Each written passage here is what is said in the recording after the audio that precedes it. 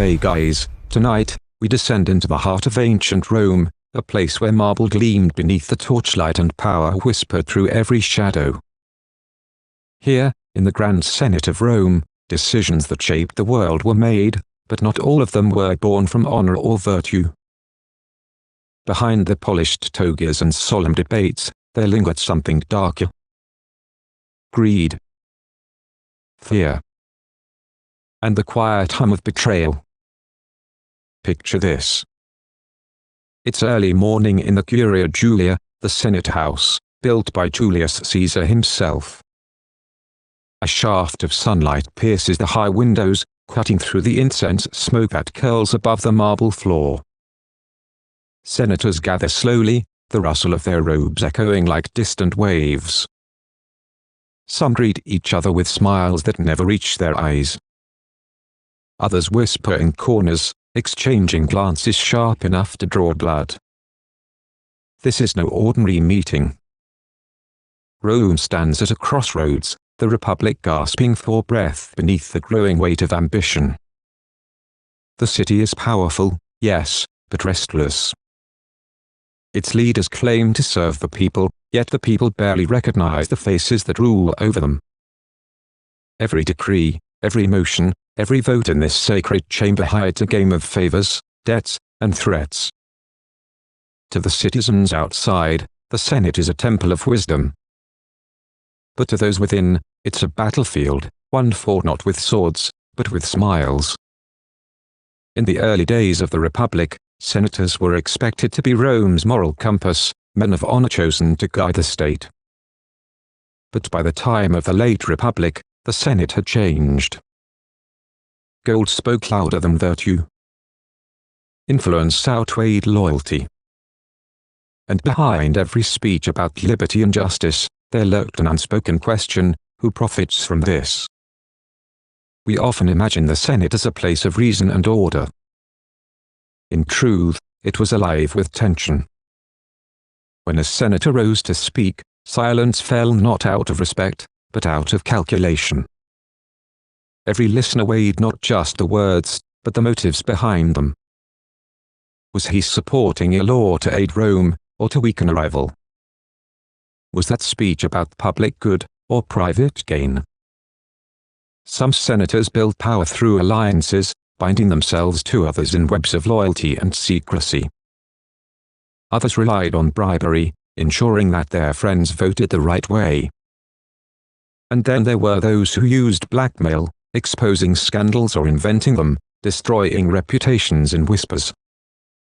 Rome was a city of walls and statues, but the true architecture of power was built in silence, in backroom promises, private dinners, and midnight deals. As the sun climbs higher, the chamber grows hot. Senators wipe sweat from their brows as debates grow heated. Voices rise, echoing off the marble pillars. Somewhere in the back, a scribe dips his stylus in ink, trying to keep up with the chaos of words. But what he writes down, the official record, will be carefully edited before it's read to the public. Truth, in the Roman Senate, is always negotiable. The walls of the Curia have heard more lies than prayers. And if those stones could speak, they'd tell stories of men who rose from poverty to power, only to fall to greed. They'd whisper about votes bought with gold, enemies poisoned in their homes, and laws rewritten overnight to serve private ambition. The Roman people believed their senators were guardians of the Republic. But the senators themselves? Many saw Rome as a prize to be divided, not a duty to be served. Even Cicero, the great orator, the voice of reason, once admitted that politics in Rome had become a marketplace of ambition. He warned that the Senate was no longer a council of elders, but a stage for performance, where every gesture was calculated, and every promise carried a hidden blade. Still, the illusion had to be maintained. The senators could not allow the citizens to see the cracks in the marble. They wore dignity like armor, spoke of virtue and duty, and prayed to Jupiter for guidance, even as they plotted each other's downfall. At the center of this silent war sat the most dangerous kind of man, the one who smiled while sharpening a knife. He might offer friendship today, but tomorrow he'd sell your name to the highest bidder. He might dine with you in the evening, and vote against your life by morning. And yet, this was Rome. The heart of civilization, the model for law and empire. From these same marble halls, they would rule nations, declare wars, and decide who lived or died. And the irony? Most of the decisions that changed the course of history were made not in grand speeches, but in quiet, secret exchanges between two men leaning close enough to whisper. So tonight, as the shadows lengthen over the forum and the lamps flicker in the curia, listen closely. You might still hear them, the faint echoes of their plotting, their laughter, their fear. For though the marble of the Senate still stands, the men who filled it are long gone. Only their secrets remain. And those secrets are darker than you can imagine. As the Republic grew, so did its hunger. Rome was expanding, conquering territories, collecting taxes, and drawing riches from across the Mediterranean. The Senate stood at the center of it all, claiming to guard the interests of the people. But beneath that noble claim, a quiet transformation was unfolding. Power was shifting, not toward the people, but toward a few powerful men. The Senate, once a council of equals, was becoming a stage for the cunning. And those who understood how to play its silent game could control the destiny of Rome itself. Let's step back to the 1st century BCE, a time when the Senate's marble floor echoed with the footsteps of ambition. The old families, the optimates, the defenders of tradition, clashed with the rising populists, the populares, who promised to speak for the common people.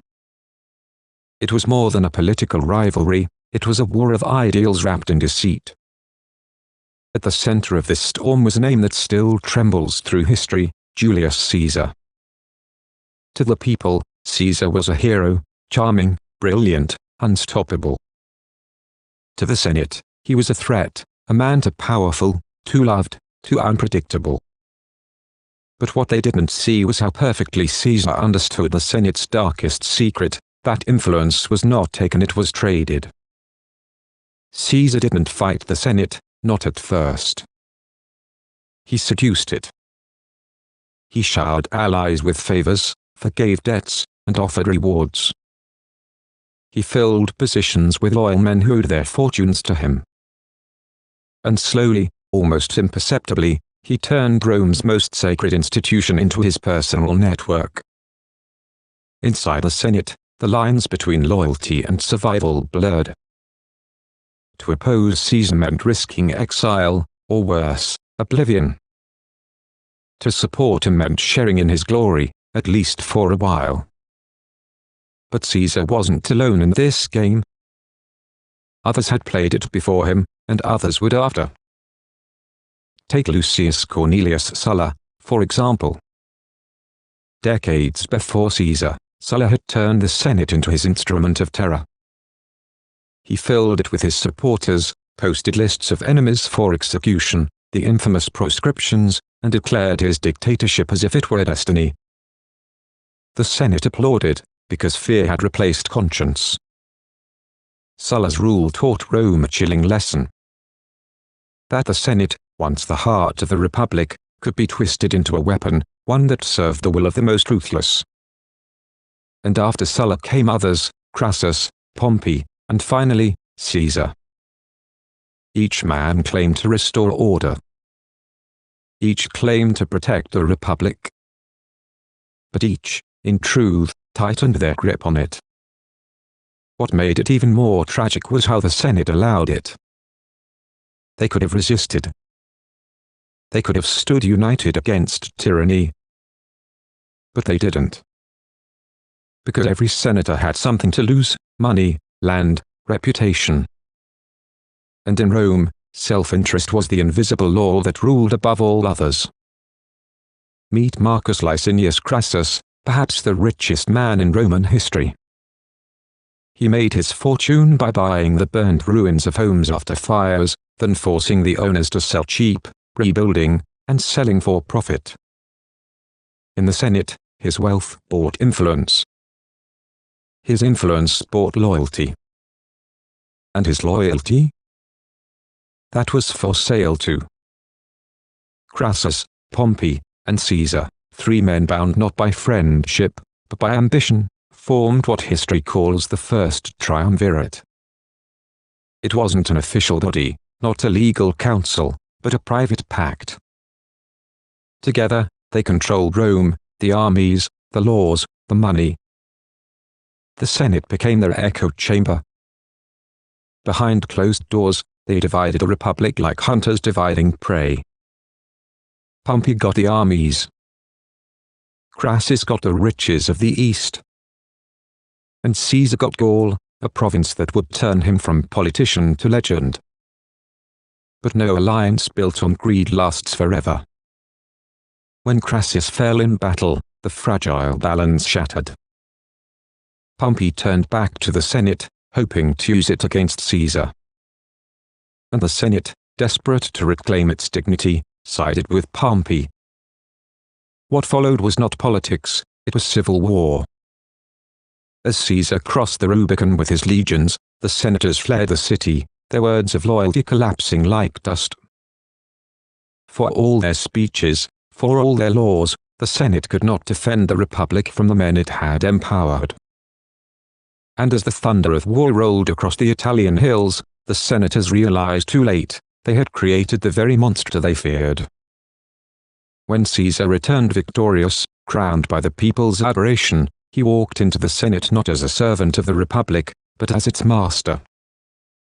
The marble walls that once echoed with debate now trembled with fear. And yet, even then, the Senate played its game. They bowed to him in public, and plotted against him in secret. Because in Rome, power was never surrendered, it was stolen back, one dagger at a time. The Senate's chamber became a theater of deceit, its members actors in a tragedy they could no longer control. And in the flicker of torchlight, as Caesar stood to speak, a handful of men exchanged glances that would change history forever. They believed they were saving the Republic. But in truth, they were burying it. The morning of the 15th of March, 44 BCE dawned quietly over Rome. The sky hung low with a pale mist, and the marble streets gleamed from a night of light rain. It was a day the priests had declared unlucky, the Ides of March, yet the city stirred with its usual rhythm, merchants shouting, citizens gossiping, and senators preparing for a meeting that would decide nothing and change everything. In his villa across the Tiber, Julius Caesar dressed slowly. He was not the same man who had once crossed the Rubicon. His hair was thinning, his health failing, his eyes shadowed by too many sleepless nights. Yet his power had never been greater. He had been declared dictator for life, a title that sounded eternal, but whispered danger. His wife, Calpurnia, begged him not to go. She had dreamt of his statue bleeding, of the people washing their hands in his blood. Stay home, she pleaded. Hold a meeting another day. For a moment, Caesar hesitated. The dream had shaken him more than he would admit. But soon a familiar voice arrived, Decimus Brutus, his trusted ally, one of the conspirators. With practiced calm, Decimus laughed off Calpurnia's fears. Dreams, he said, are for poets, not for men who rule the world. Caesar smiled faintly. He had faced armies, storms, and omens before. Why should one more day of superstition stop him now? He took his purple cloak, the symbol of kingship, and stepped into the litter that would carry him through the forum toward the Senate. As Caesar's procession moved through the streets, eyes followed him, some in admiration, some in envy, some in fear. To many Romans, he had become a god. To others, he was the destroyer of the Republic. in the Senate House, men were already gathering. Weight of being overshadowed by one man's greatness. When Caesar finally arrived, the room fell silent. He looked around, nodding to familiar faces. He saw Pompey's statue, still standing above the Senate floor, a reminder of the rival he had once defeated. Some say the gods chose that very spot for a reason. He took his seat. The senators approached, pretending to present a petition. As Tullius Cimber stepped forward, he grasped Caesar's toga. "Pardon my brother," he begged. Caesar frowned. "This is no place for petitions." Then came the signal. Casca struck first, his dagger grazing Caesar's neck. Caesar turned, astonished. "Casca, what is this treachery?" Then came another blow. And another. Steel flashed, voices shouted, sandals scraped across marble. 23 times the blades rose and fell, their edges biting into the most powerful man in the world. At first, Caesar fought to stand. Then he saw Brutus, his friend, his protege, raising his dagger. "Et tu, Brute?" he whispered. And when he saw that even Brutus was among them, he ceased to struggle. Pulling his toga over his face, he sank beneath Pompey's statue, as if the Republic itself had slain him. The Senate chamber filled with chaos. The conspirators, their arms red with blood, shouted liberty. Freedom for Rome. But there was no applause, no cheering crowd, only the echo of footsteps as senators fled in terror. Outside, the people of Rome did not celebrate. They wept. For all his flaws, Caesar had fed them, employed them, made them feel part of a greater destiny. To them, the senators were not heroes. They were butchers. That night, the conspirators gathered on the Capitol Hill, expecting gratitude, expecting the Republic to rise and thank them. But the city below was silent, restless, and afraid. No one came to hail them as saviors. Instead, the power vacuum they had created began to fill with ghosts. Caesar's body lay in the Forum, displayed for the people to see. And when Mark Antony delivered his funeral speech, his words cut deeper than any blade. He spoke not as a soldier, but as a friend. You all did love him once, not without cause. What cause withholds you then, to mourn for him? He lifted Caesar's blood-stained cloak, pointing to the holes made by each dagger. Through this, he said, the well-beloved Brutus stabbed. The crowd roared. The fire of vengeance spread. Before night fell, the mob was tearing through the streets, hunting the conspirators who had claimed to save them. The Senate's plan for freedom had turned into a civil war. Rome burned with suspicion. Alliances shifted daily. Brutus and Cassius fled east, raising armies in the name of the Republic. But the Republic they fought for no longer existed, it had died the moment Caesar fell. Mark Antony, joined by Octavian, Caesar's adopted son, swore to avenge the fallen leader. The second triumvirate was born, more ruthless and absolute than the first.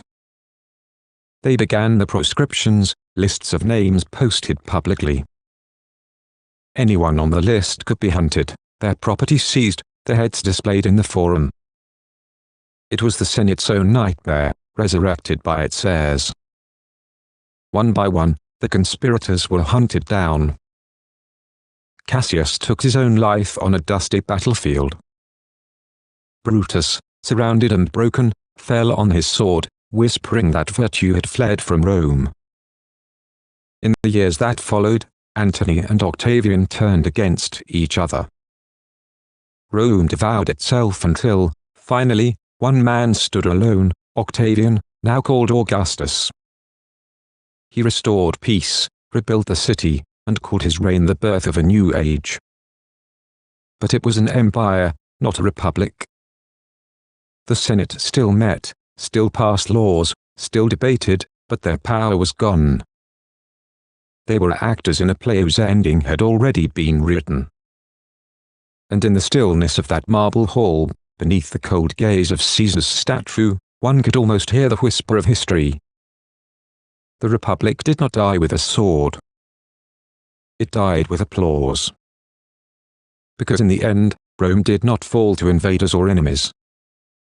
It fell to its own ambition, to men who mistook power for freedom and pride for patriotism. The fires that followed Caesar's death burned more than just the homes of Rome's elites. They burned away illusion. By the time the smoke cleared, the republic that Brutus and Cassius had sworn to defend was already a ghost. Rome was now a city adrift, leaderless, fearful, and divided. In taverns and markets, the people whispered, "Who rules us now?" And into that silence stepped a young man who, at first glance, seemed harmless.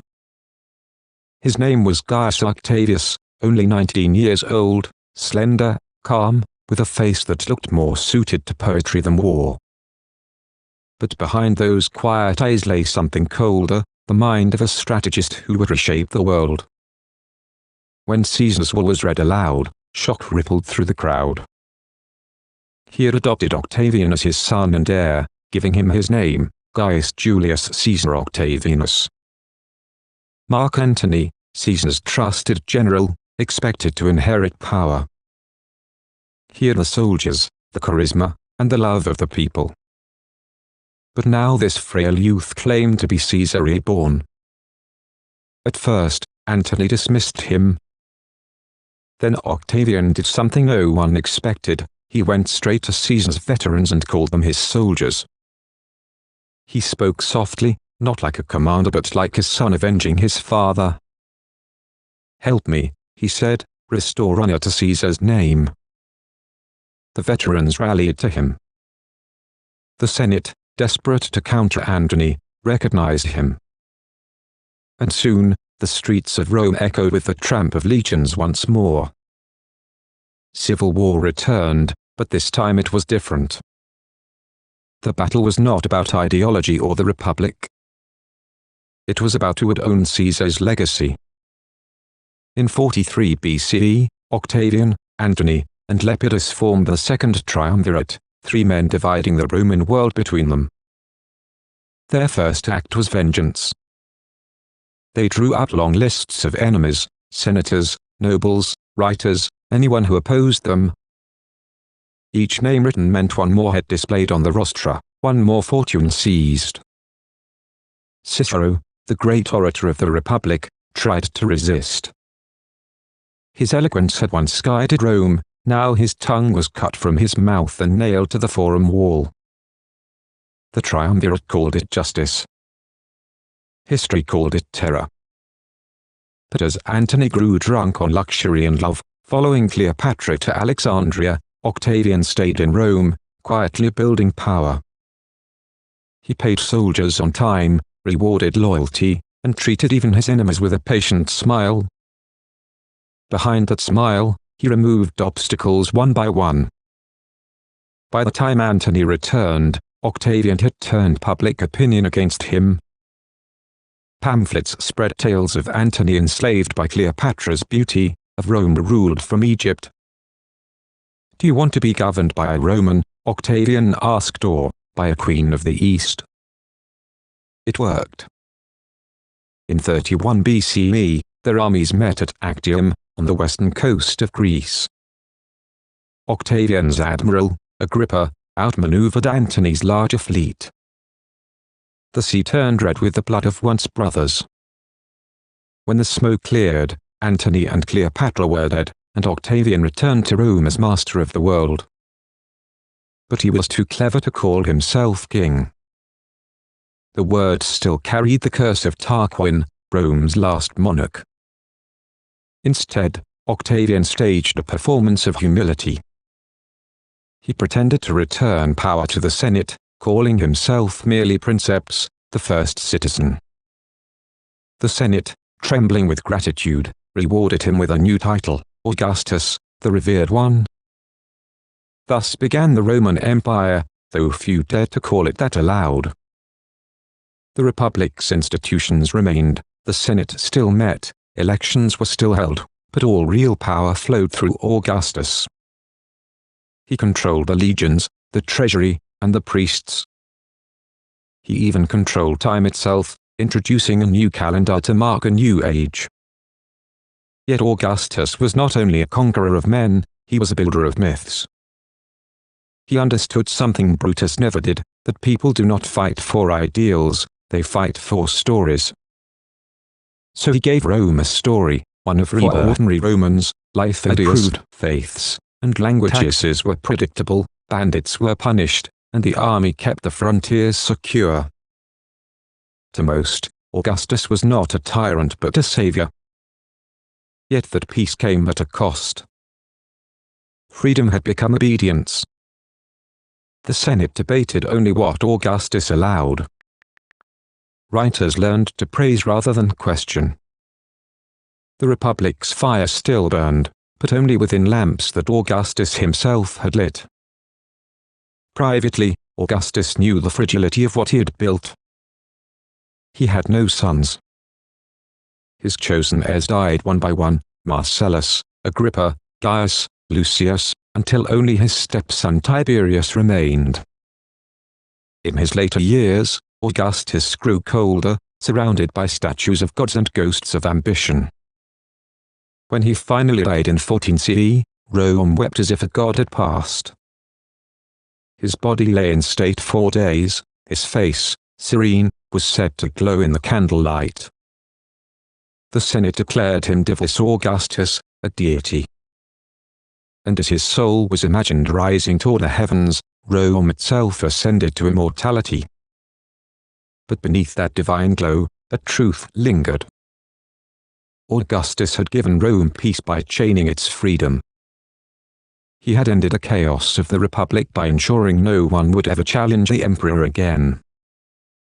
The system he built was magnificent, but it depended on one man's balance of mercy and control. And no man lives forever.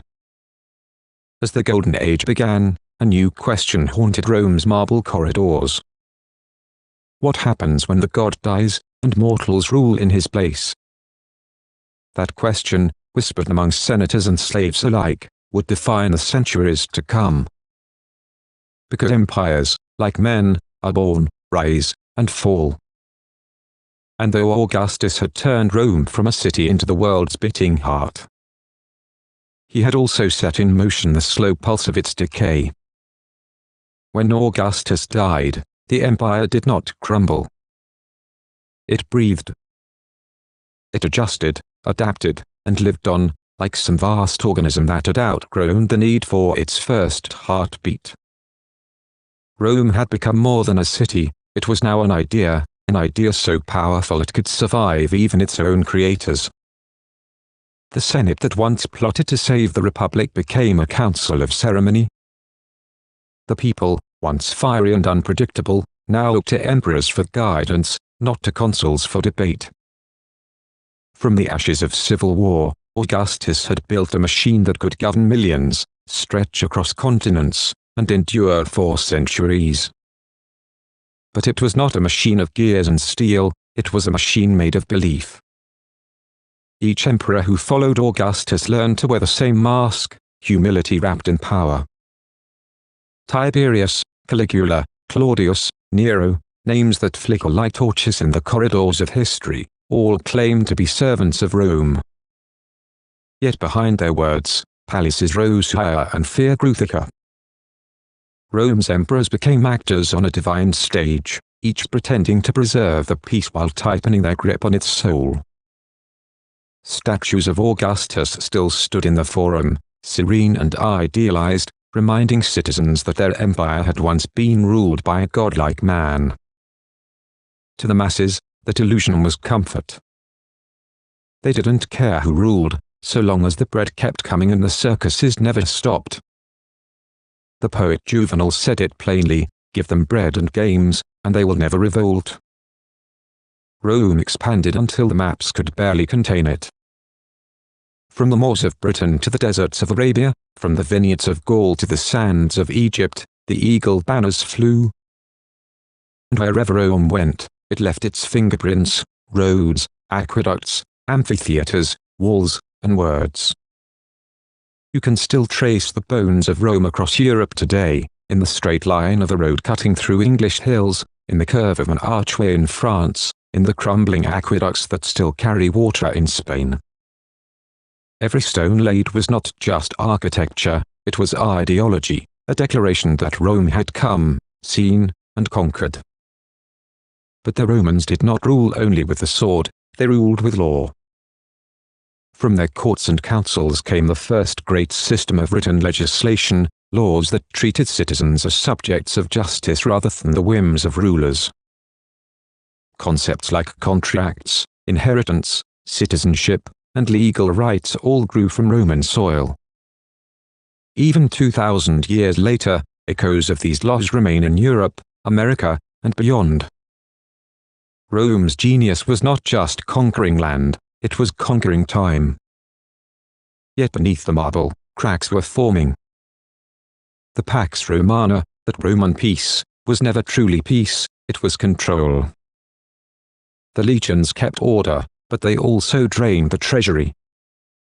The provinces paid taxes, but they resented the distant masters who collected them. And in Rome itself, corruption became culture. As centuries passed, emperors rose and fell with dizzying speed. Some lasted decades, others only days. The Praetorian Guard, once sworn to protect the emperor, became kingmakers and king-killers. The philosopher Seneca warned, "Power corrupts even the good, and absolute power corrupts absolutely." Rome was learning the truth the hard way. Still, the people did not rebel. They had been conditioned to obey, to celebrate the illusion of grandeur while ignoring the rot beneath. When Nero set fire to the city, he blamed the Christians. When Commodus played gladiator in the arena, the crowd cheered. When emperors were assassinated, Rome shrugged and crowned another. An empire of marble can endure many storms, but not the decay of belief. By the 3rd century, the empire was simply too large, too complex, too heavy to rule from one throne. So Emperor Diocletian divided it, east and west, hoping two capitals would hold what one could not.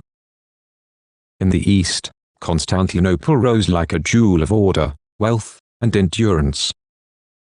In the west, Rome itself aged like an old lion, proud but tired, its roar fading beneath the weight of invasion, inflation, and indifference. Then came Constantine the Great, who saw in Christianity a new weapon of unity. He turned faith into empire and empire into faith, baptizing Roman power in holy water. The cross replaced the eagle, but the ambition remained the same.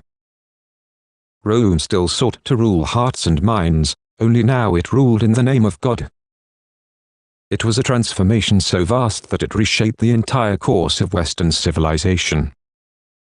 And when the Western Empire finally fell in 476 CE, the eastern half, Byzantium, carried its flame for another 1,000 years.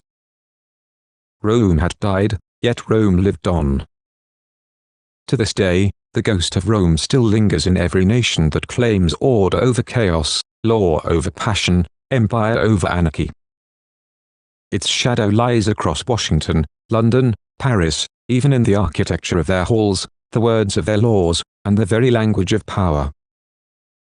When you walk into a courthouse and see the Latin words lex or justitia, you are walking through Rome. When you gaze at domes and columns of government buildings, you are seeing Roman hands at work. When leaders call themselves senators, presidents, or Caesars in disguise, you are hearing the echo of the Forum.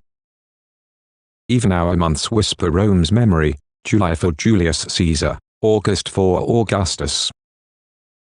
Our calendars still obey the order they once imposed. and every time a civilization rises with dreams of empire, every time a ruler declares himself the savior of the people, the Roman story repeats: power born from chaos, control disguised as peace. But what makes Rome's legacy so haunting is not its might, it is its mortality. No matter how vast its reach or glorious its monuments, Rome still fell. Its armies grew lazy, its citizens indifferent, its ideals hollow. Barbarians did not destroy Rome alone, Romans did. The historian Edward Gibbon called it the decline and fall, but decline is not always destruction. Sometimes it is transformation. Rome did not vanish, it changed shape, like a river changing course yet still flowing to the sea.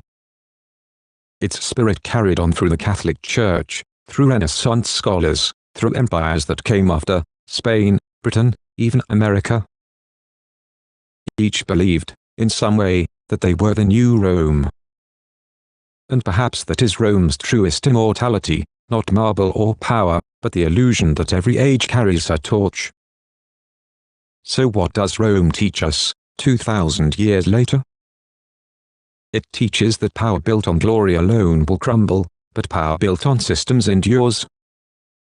It teaches that peace bought with fear will outlast war, but it will never be freedom.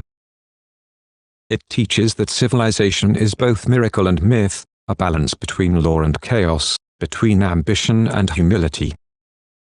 And perhaps the greatest lesson of all, every empire believes it is eternal. But eternity belongs only to ideas, and Rome became an ideal long before it became dust. Today, the ruins of Rome still stand, the Colosseum's arches casting shadows on modern streets, the Forum's broken columns reaching toward a sky they once ruled. Tourists wonder where emperors once walked, snapping photos where Caesar fell. Children toss coins into fountains built by popes who borrowed Rome's glory for themselves. But listen closely at sunset, when the crowd thins and the light turns gold. You might almost hear it, the whisper of sandals on stone, the low murmur of senators, the faint clatter of armor echoing from centuries past. It's as if Rome refuses to be silent. Because in a way, it never died. It lives in every ambition that builds a city from dust. It lives in every law that tries to order chaos. It lives in every empire that dreams too big to last, and every dreamer who still believes greatness can be eternal. Rome is gone, yes, but the idea of Rome? It sleeps inside us, waiting for its next awakening.